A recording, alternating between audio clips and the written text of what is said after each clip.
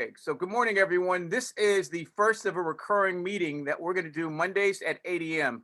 And what we're trying to do today is to try to create consensus on planning for Black History Month programming.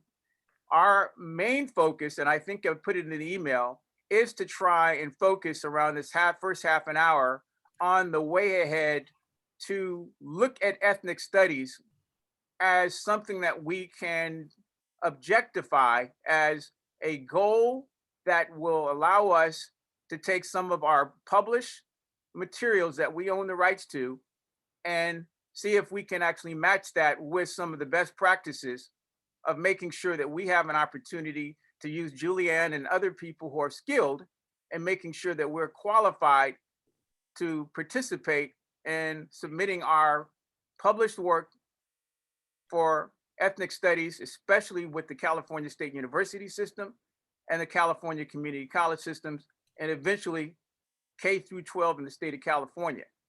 So without further ado, I want to introduce you to Julianne Malveaux. And just a little context, we met for the first time almost 10, 12 years ago through Rainbow Push.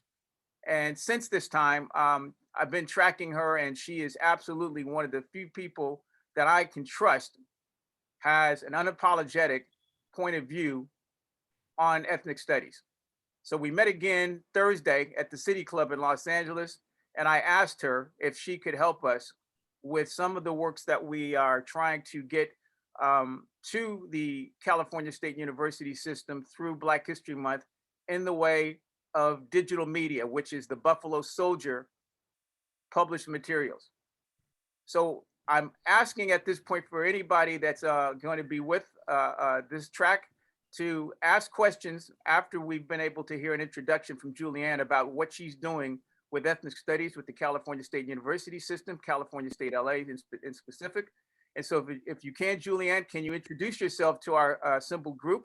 And we won't deal with introductions because we don't have that much time right now. So Julianne, you have the floor.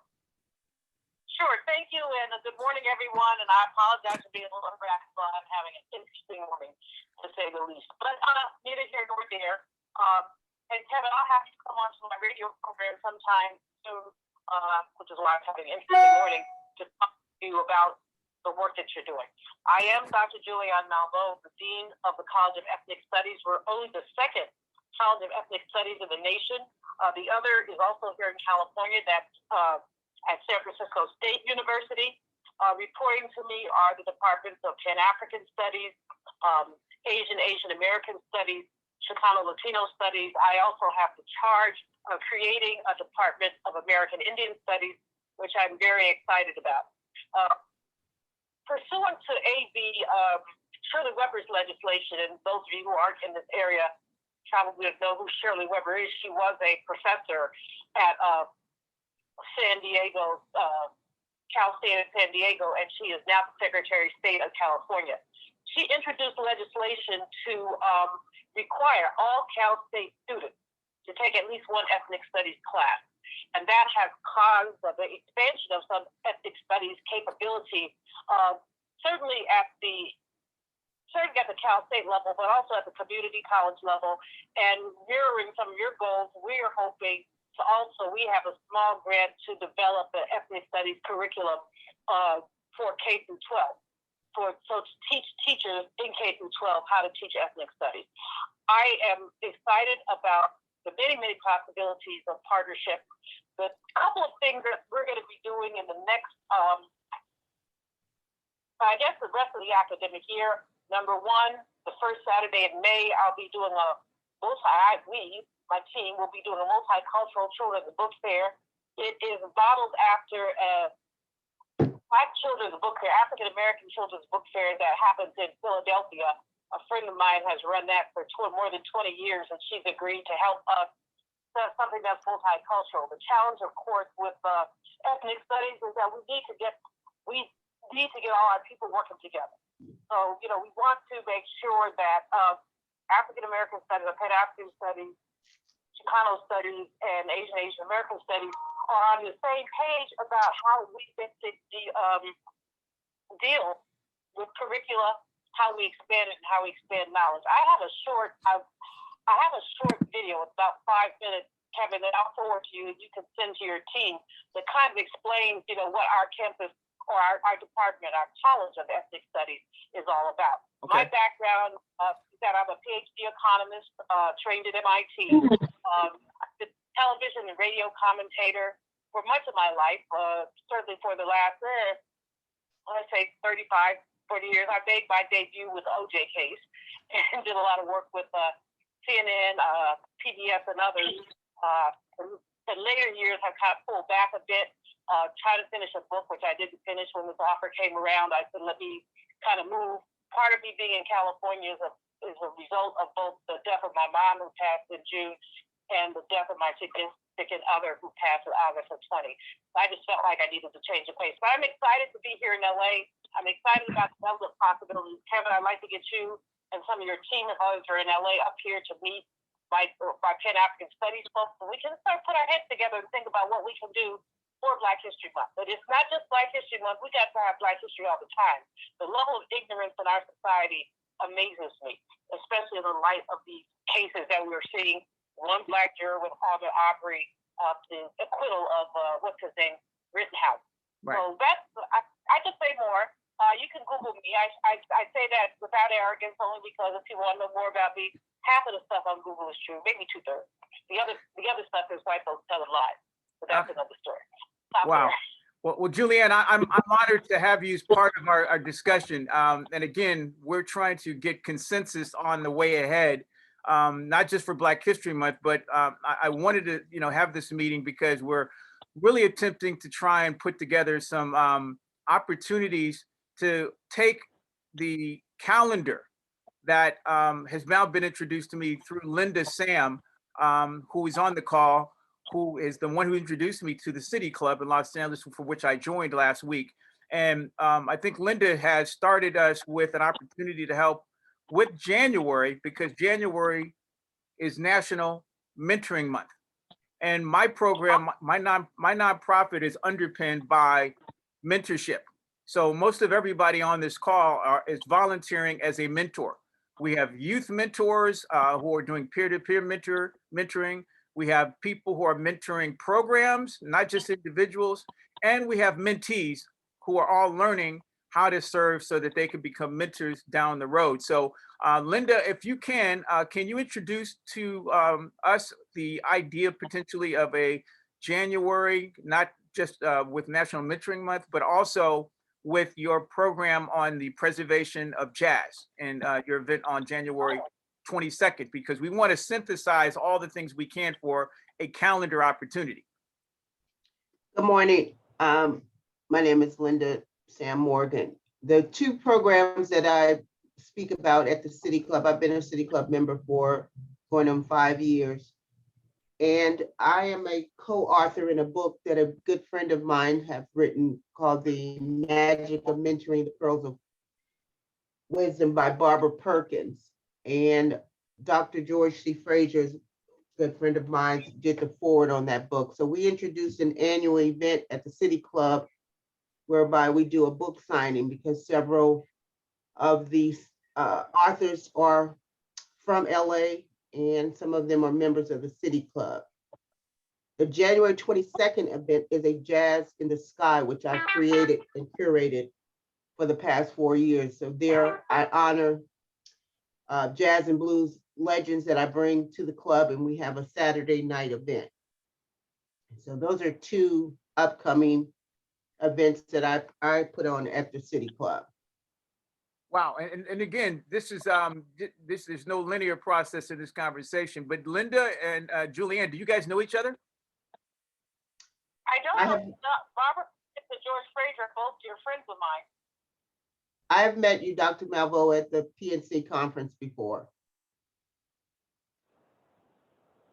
Okay, all right. So Well, forgive my fuzzy memory. I tell people I have CRS, and I can't remember shit. Okay. And I have craft, which means can't remember a whole thing. well, hey, Honesty is the best policy. we're gonna bring it back together again, because again, the most important thing is the calendar is the calendar, and the dates don't change. So, we're, pressing up against December as we speak right now. So my goal is, once we finish with this conversation, is to try and send out, some one sheet that will allow us to figure out what we can and want to do as a group. We have other people on the call that I need to make sure that I socialize what we can get done, so that we can use the resources that we have for the City Club. I have a couple of other potential resources that we want to rally around, and I'll have a couple of other people on this call introduce how we think that those resources can provide us a way to meet up and socialize what it is we're trying to do with again, a group of folks who have, I call them a coalition of the willing. I want to ask, because there's someone on the call from four. Go ahead, Julianne. I cannot speak for the Department of Pan-African Studies, but I do think that we would love to host you all next week.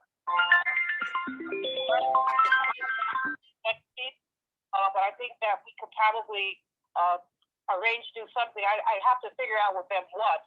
And of course, as you say, we're hitting on December, but perhaps we could do something. Actually, the City Club idea seems great. Maybe we could do something on the campus so that people can learn more about jazz. Everybody thinks they know about jazz, but they don't. Absolutely. I mean, again, one of the, I wanted to say, who is the 408 number? I don't know who that person is. So if you can unmute your mic and introduce yourself, 408-861. Well, Anthony Powell is here. There you go. That's who I was hoping it was. Okay. All right, Tony. And again, I know we've only got you for a half an hour, and we're pressing up on, we're 8:20, so we got about 10 minutes left before you have to go to your scheduled staff meeting, Julianne. But I wanted to introduce you to a gentleman. There's two people I know have to leave, Terrence and Anthony. Anthony, if you can introduce yourself briefly to Julianne, if you're one of the reasons why we're on the call around published work. Well, good morning. My name is Anthony Powell. It's a pleasure to read about you, Julianne, and hopefully, be a part of what's going on. I've been researching, studying, lecturing on the university level for 40 years. My main thrust many years ago was a tribute to my grandfather, who had served as a soldier in the Army from 1887 to 1927. The man was a very unique individual. He died at 105 in 1979. But the unique thing about him was the people I was introduced to growing up in the Los Angeles area. And these individuals were soldiers, former officers, former NCOs. But really importantly, some of these men were musicians par excellence. One individual, and I'll just be brief, was Walter Howard Loving, who has almost been forgotten in the annals of American history. But here was the African-American man who was the founder of the Philippine Constabulary Band, who brought the band to the United States in 1903 for the World's Fair in St. Louis. He brought the band back again in 1915 for the Panama Pacific exhibition. He was also one of the first African Americans to lead an inaugural parade of a president, William Howard Taft, in 1909, with the band he founded, the Philippine Constabulary Band. To make a long story short, here was a man that studied the works of Wagner, that was a great composer. And as I said, in the 21st century, most people don't know who he was. But just briefly, the man served his lifetime. In 1945, with the Americans reinvading the Philippines, he had been, since he was such a stature in the islands, instead of being placed in prison with the other Americans, he was placed under house arrest. He is the man who wrote the Philippine national anthem. And this man was beheaded by the Japanese in 1945. A statue of him is at the Luneta in Manila. But again, most Americans do not know all of the things that this individual had done during his lifetime. So those are the things that I would love to contribute and especially when it comes to music and jazz, some of the things that I have that were handed down to me, I think will add to the history that has been forgotten. So I'll stop with there because I can go on and on. Thank you so much. And let me timestamp, Julianne, Anthony and I have been working together for almost 27 years. So I think it was 26 years ago, Wells Fargo commissioned us to do a moment in Black history. And we did a presentation as a culmination of that commission to do a 2-minute piece on Walter Howard Loving. We did it at their corporate offices. Their CEO at the time was present. And we took that piece and we had it in Wells Fargo retail for the month of Black History Month, using old technology, DVR or DVD, DVR and TV. But that is kind of one of the things we'd like to kind of repurpose, is to take these moments in Black history, little known stories, and be able to push them out through technology and through social media so that people are aware that, some of these things that, again, people will just be amazed, cross connect not only Black history, but Filipino history, and again, create ways for this to become, we hope, ethnic studies, where people can see the cross collaboration of races, helping to contribute to this American story. So I know that you're getting ready to leave, but we have one of our gentlemen who has to leave also, Terrence Coles, who about a week and a half ago produced a piece that features Mr. Powell. Terrence, if you can introduce yourself very briefly so that Julianne and you guys can get off the call. Yeah, and look, I'll make it super short, but I've known Kevin and Dakar for going on, I don't know, Kevin, 15 years, 20 years. Anyway, it's a journey. I'm a mentor, I'm a producer, I'm a media executive, I'm a technologist, and I'm a lover of Black and Pan-African history studies. I have a lot of contacts, we can go into it, but happy to be part of it. When it comes to production, connections and entertainment and technology, those are the skills that I look to bring to the party, and certainly happy to do so. I'll also share with all of you after this, and Mr. Powell, I'll share with you, we got the final cut on what we produced for Veterans Day. We shot it a week ago Thursday, and it's already in the can. And we can do this. I want to do this like weekly. So I'm very much in the vein of radio, television, media production, and want to see how we can leverage that to tell these stories that are not going to be told by anybody else. So I'm not waiting for anyone. It's time for us to tell our own history, and that'll be my contribution. Great. Julianne, okay, you want to take us out before you leave? And again, for the folks who can stay on, I have a couple of other calendar matters. So Julianne, anything that you can add before you leave? Sure, 3 quick things. One, I'm on the board of an organization called Save a World, Save a Girl, and it's a mentoring organization. So I look forward to talking with y'all. One of the people based here in LA, Linda Gill, who was also very close to Barbara Perkins.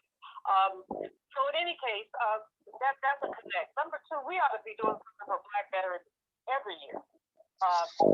It's shameful that when we talk about veterans, we don't lift up those brothers and sisters, let's not forget sisters, who served. And there were so many Black women also are ignored. I don't know if any of you all know about Olivia Hooker, Dr. Olivia Hooker, who died about 3 years ago, but was one of the survivors of Tulsa. And the first Black woman to serve in the Coast Guard. Wow. Going. And she was a dear friend of mine for a number of reasons. I was very blessed to know her. And the final, please, Kevin, if you just circulate a list of everybody and put people's emails on them, I'm happy for any of y'all to reach out to me. I can't promise that I will reach out to me and reach out, but I will reach out back, and I look forward to getting to y'all. Fantastic. Okay, Julianne. So again, I will rapidly, again, put together a list of all the people that I think are going to be part of any planning moving forward, their LinkedIn as well as other bio stuff, and we'll, to be continued.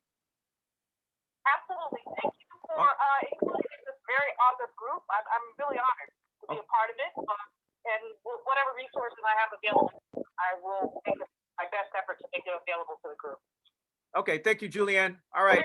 And thank you, Terrence. For just popping All right. But anyway, Thank you, guys. Pleasure seeing you guys. Okay. All right. Pleasure. Good to talk to you again, Hold on. Shoni. I'll catch you.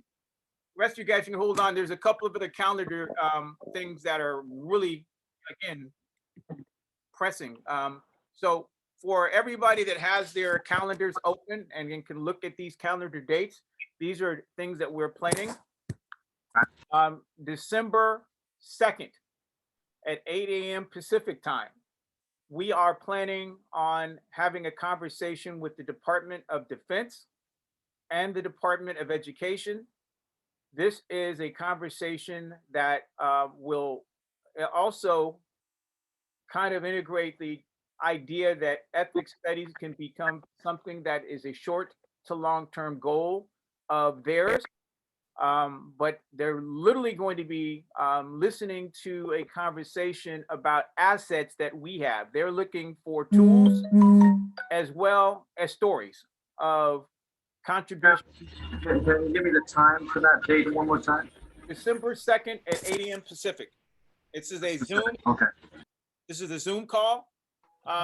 And the person that we're going to be talking with is the Deputy Director of the Department of Defense's Equal Opportunity Office. They have as their mission to do outreach to the HBCUs, the Hispanic serving institutions and Native American serving institutions about opportunities in STEM careers, which also include now, things that I think would be called more STEAM, things that would attract young students, Generation X and Generation Alpha, who are interested in using technology and creative to find career pathways that could not only serve the country in non-combat, non-uniform positions, but they are looking to find these young people.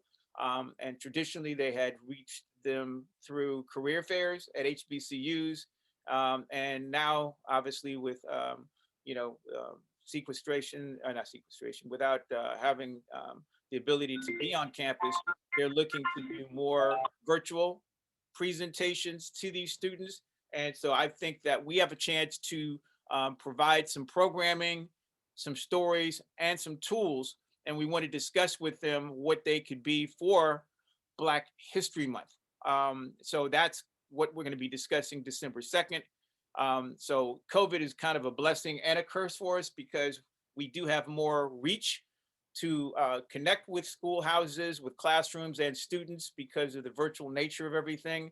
But, because of COVID, people's minds are fragmented, as well as we're not being able to really get the penetration for how we can get people to get a longer term engagement with any of the things that we want to teach them and share with them. But what we have to do is we have to look at this opportunity and relationship with the Department of Defense, the Department of Labor, the Department of Education, as a chance to do something nationally and then have it drilled down to our local efforts here in California. So I'm always looking to do something for the greater good, but we have resources and people here in especially Southern California that are looking for us to connect our classrooms with opportunities to get these people aware and it's more importantly, we want to get them in front of opportunities to look at career pathways, to look at ethnic studies, and to look at service as a way to increase their capacity to be better candidates for any mentorship or anybody to invest in them. And we're talking literally about people who are suffering because the last 2 years of COVID has really impacted the community college system, who are still not in classrooms. California State Universities, they are in classrooms, but the community college students going on almost now 5 semesters, they have not had the kind of instruction and engagement with their faculty and just people who could help them, and they're really suffering. And so we've got a couple of people. We have one student on here, Shoni, who is one of the people who are trying to help us figure out how to create more of a student voice so that students can tell us what their needs are and where they're hurting so that we can actually mentor them and becoming part of the process of making sure that no students are left behind and figuring out what they can do to almost kind of DIY it, do it yourself until they can get back into the classrooms. So I'm going to stop there and say if there's any questions, suggestions, or comments for the next 35 minutes. I want to find out if anybody has any questions about December 2nd and the Department of Defense and Department of Education webinar. No questions?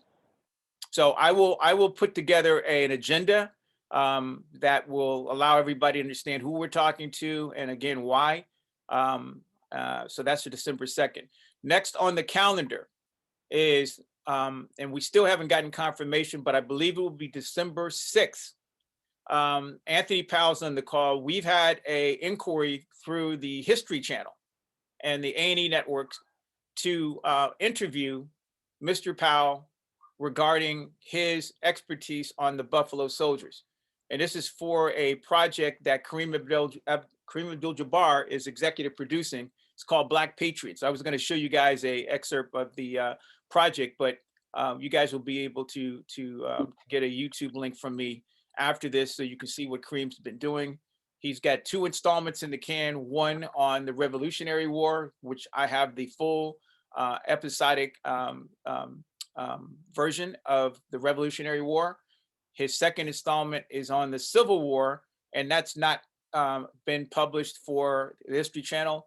They're now working on the Buffalo Soldier, and that's why they reached out to Mr. Powell, and they've been working through me as his agent to try and get us prepared for them to bring their cameras and production to LA to invite him to, again, contribute to the next installment of their Black Patriot series.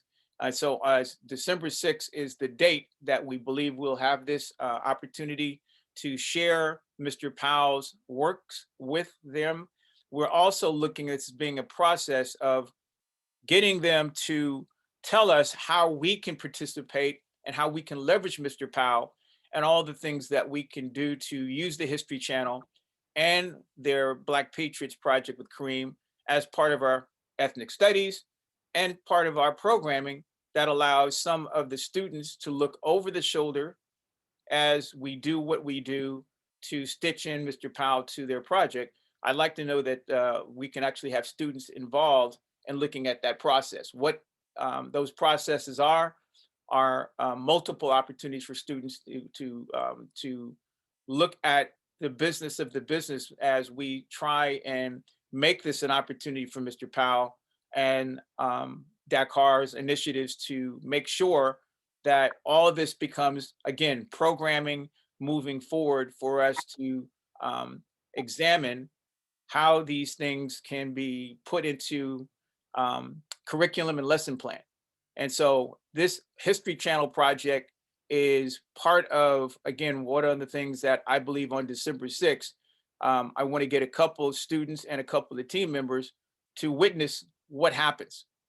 So December 6th, Mr. Powell, do you have anything that you can offer to the team as to what you plan on doing on December 6th for the opportunity to promote your brand and all the things that you like to see coming out of it with the History Channel? Well, I guess the main thing is history, and history being told instead of mythology, but factual history. I mean, we today have a lot of Buffalo Soldier enthusiasts all over the country. One of the problems we have is separating mythology from real fact. And I think that has been my goal for the last 50 years. I've had the opportunity of interviewing people like my grandfather and his associates that go back to the Indian War period, Spanish-American War, all up through time in Vietnam. But I think the real thing is to show that these individuals were men, good, bad, or indifferent, to show young people that it was because of these men that this country is what it is today. And it's not forgetting the fact of being used to suppress Native people. That is a part of that history and should not be, just tossed under the cover. So those are my goals and have been my goals for years. And, teaching lecturing, but more importantly, getting people to understand the reality that our country, a few years ago, they're talking about making America great again. I used to always tell my students, what is the thing that makes us great? Well, what makes us great is very simple. It is we, the people of these United States.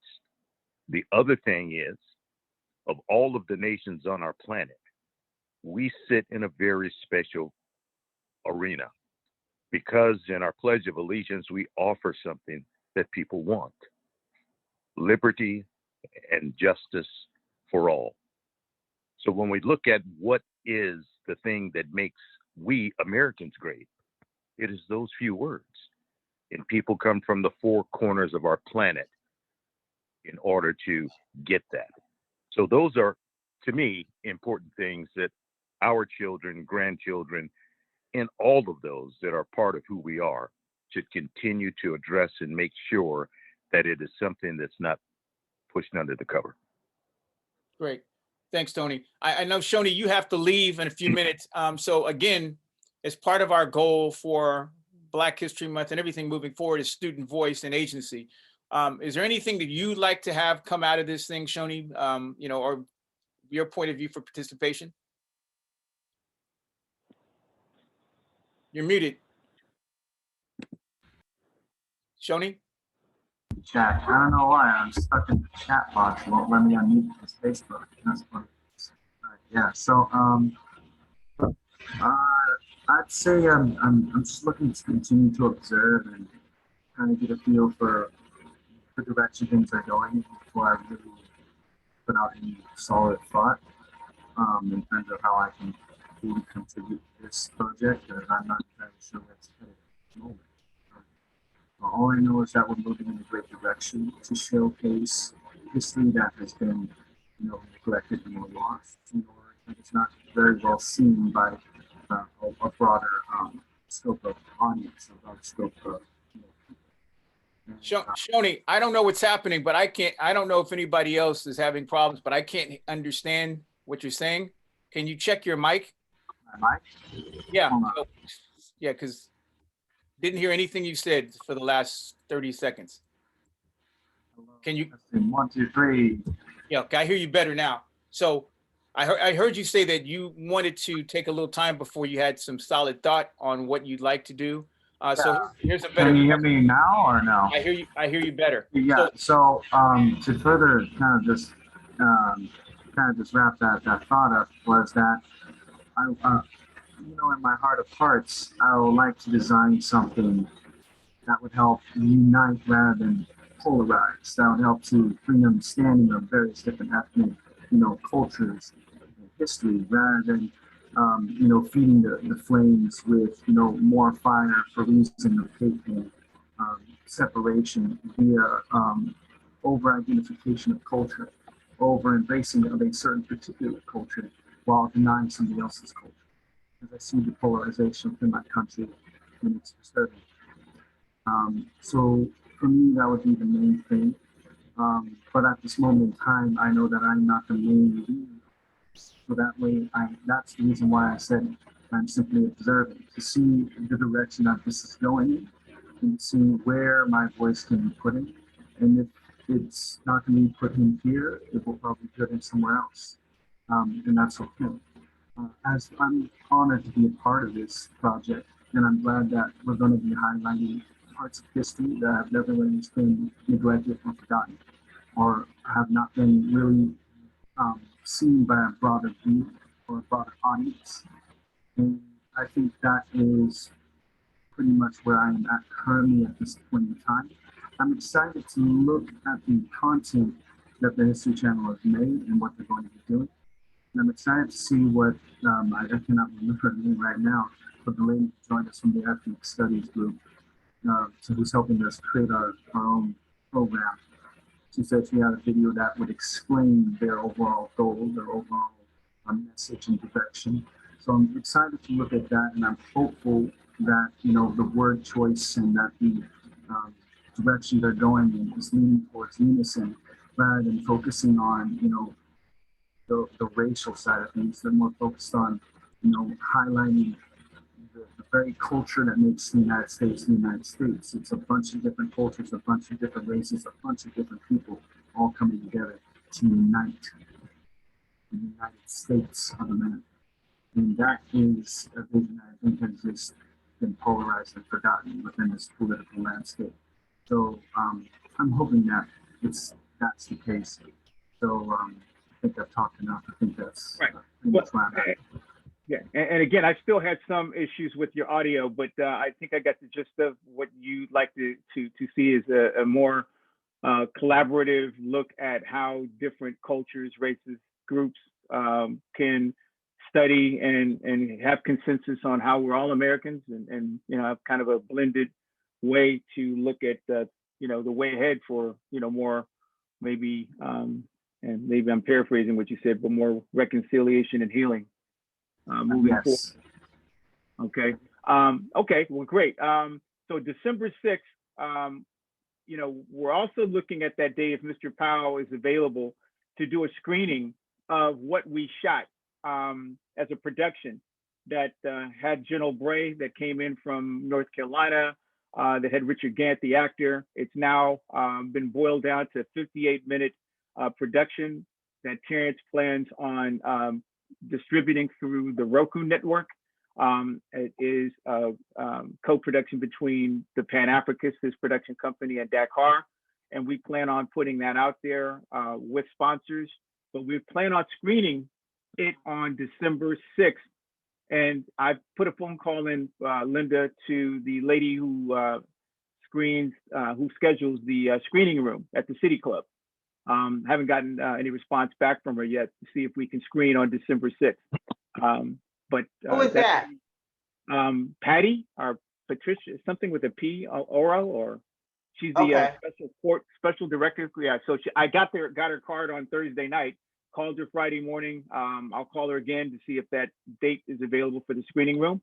But that screening room holds 20 people, and Terrence, Richard, as well as some of the people who were involved, I'd like to invite them to see the final cut of what we did, as well as yourself on December 6th. We were able to put Jerry, the Tuskegee Airman, in his audio into the production. So the final cut will showcase all of the production elements, including the 30-minute screening of the For Love of Liberty film project. So everything was stitched together in the final cut that we'll screen for 1 hour. And that's what I hope to do if that's available. The venue's available on December 6th. And we have Mr. Powell there. We'd like to be able to screen that for the first time for everybody on December 6th. Okay. So that is December 6th. And if we have time, I've also made a connection with the California State University, Dominguez Hills, their preservation and archiving department, which has a pretty substantial collection of period piece music and from Los Angeles residents, not only jazz, but Jubilee music, turn into century music. And I've seen the collection, I've seen the way it's been preserved and all of the curatorial science behind it. It is a tour that I think all of us should see because the investment that they've made in preservation, conservation, and science is remarkable. They also have an exhibit space and they have an exhibit that's been up on the Black Jubilee music. And interestingly enough, they've included Nipsey Hussle in this collection because it really focused on the Jubilee music from the people in the Crenshaw area. And the exhibit is still up. They put it up in 2019 and it's pristine, but it's been untouched because no students have seen it since COVID. So the exhibit is still up. So they have the exhibit space. They have the, again, cold storage for all of the materials. They have the light sensitive room for all of the documents and all of the collectible materials. And it's a really wonderful way to see how all of these things, records, posters, documents are preserved and conserved for, the preservation of these things that are more important literally than the museums and the buildings in many people's minds. And those are the things that we're trying to employ with Mr. Powell's collection because he has probably one of the largest collections of period piece not only photography, glass plate negatives, but he's got textiles, uniforms, saddles, swords, rare documents. And I think it's important for people to see all the things that go into preservation and conservation in his attempt to put together a building, a research lab, and a preservation installation for all of his materials. And that's one of the things that we'd love to have students as well as everybody who's interested to see those processes that go into the planning, or actually the curation of a plan, a business plan, for which Mr. Powell is in the undertaking of right now.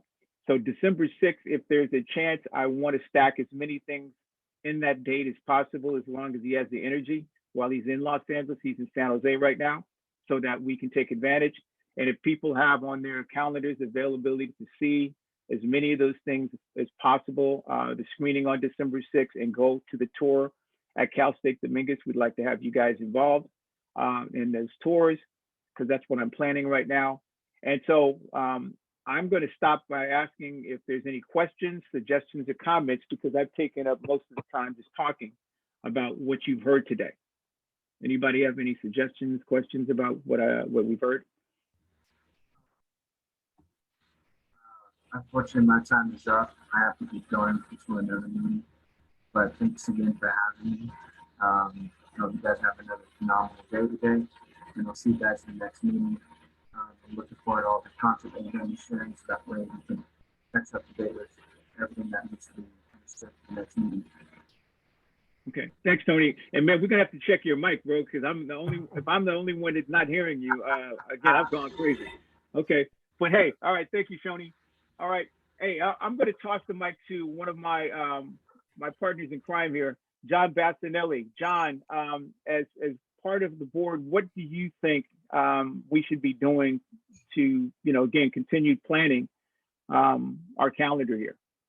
Yeah, the further that we can plan out and actually show what we're doing month to month, week to week, and how all of these things tie together, I think it'll be really helpful for everybody to understand, how it's all layered, what we need to do, and it'll help us put together, project management plans for each of the, efforts that we're working on, but it'll also help paint that bigger picture and give more direction and focus to what we're doing. Yes, and I have more video and recordings of our meetings than we can probably stitch together for consumption. But I failed to mention that we have a couple of corporate partners who are interested in participating, and I put them on the shelf because we've met newer, let's say, more compelling opportunities like the Kareem Project, Cal State Dominguez, and the City Club. But waiting in the wings of JP Morgan Chase. They've offered up their facilities for meeting and for planning events, but they also have some partners or some different divisions of JP Morgan Chase. They have their Advancing Black Pathways program, which is a very important part of what I think we're trying to do, which is to look at sharing a part of what I think young people as well as old people should be thinking is financial literacy, wealth building, and breaking the wealth gap. So some parts of what Linda and I've been talking about is how do we share and stitch that into everything that we're doing, so that as we start to think about maybe having a single thread of consciousness, but how do we underpin it with something that allows everybody to think about how to check their financial health and wealth. And so if that's something that's too much, or you think it's distracting from the narrative of what we talked about in ethnic studies and Black History Month programming, let me know, because I don't know how to stitch this stuff together without it becoming what it is, which is a lot of different stuff. So anybody think that financial health and wealth is something that's too much to be baking into the pie? Just, the content just has to be created and delivered in a way that it's going to keep that audience engaged.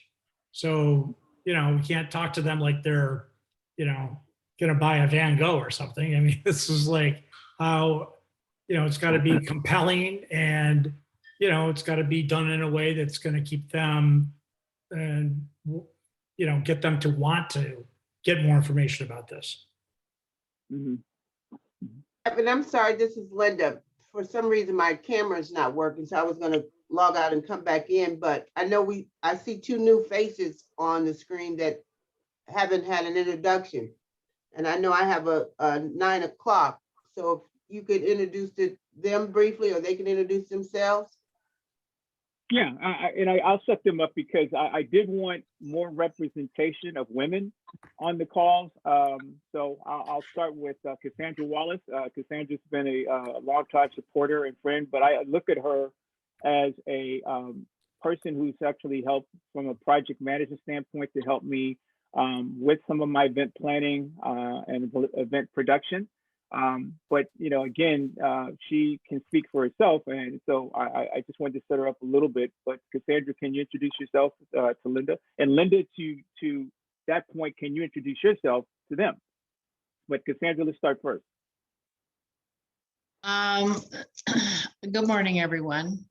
So as Kevin said, I'm fresh to this particular project. But I have helped him in the past, and I'm liking what I'm hearing. Kevin knows I'm very, very passionate where it comes to veterans and Black veterans. My father was a Vietnam vet that actually passed from Agent Orange, and I have seen the ins and outs. I was a military spouse, and I've seen the ins and outs of what doesn't get done for our African-American veterans. And as far as financial literacy, I'm loving that as well, because it's just not taught, and it needs to be. And I think that we can be in a whole different place. Our future can be in a whole different place if we don't set them up for failure, which is what's been done for years. So I'm here currently in a supportive role, and we'll see what happens. Thank you, Cassandra. Okay, and Veretta, if you can unmute your mic and give us a brief, description of your skill set, because you have a tremendous bio and resume in the area of education to workforce and human resources. Good morning, everybody. Kevin, unfortunately, I'm going to have to drop off the call because I have another meeting. But I did want to say that I am very pleased that to be a part of what you're doing. Definitely support the work when it comes to Black history and Buffalo Soldiers. Really am just learning about what you're doing and want to see how I can help. I've put on programs for years for Black History Month, but as the lady said before me, we need to have this where it's extended through the year, because American history is Black history, and we want to make sure that people are aware of what we've done and where we can go as Black people. So this is Retta. I'm done speaking. Thanks. Okay. Thank you, Veretta. Thank you for joining. And Linda, can you introduce yourself? I mean, where do we even start? But please introduce yourself. And you'll probably be the last person who speaks before we end the call. Hi, yes. Take it out, Linda. I am a Marine Sergeant. I'm the Public Relations Officer for the LA chapter of the Tuskegee Airmen. I met Kevin through doing the project with Mr. Powell on Veterans Day, before Veterans Day. I'm a City Club member. I'm a Jazz and Blues Legacy Preservationist. I have my own organizations where we preserve jazz. Under the Leimert Park Jazz and Blues Society. I do about 5 or 6 events a month around jazz procurement, and looking forward to all that this project with Kevin clientele. I have many layers around wealth, wealth engagement. I live here in Leimert Park. I'm a stakeholder. So I'm pretty it's fascinating that most of the facets of my life are encompassed in all of this, whether it's my military career, my jazz preservation, or my wealth building. So I come from that background. Okay, great. Well, thank you guys for joining. I know we're an hour in, and so again, look for my emails, and I hope to not have any misspellings. And again, guys, thank you again for the energy and the time. Thanks, and I'll have a recording that's available for us. Thank you. Thank you. Thank Look you. forward to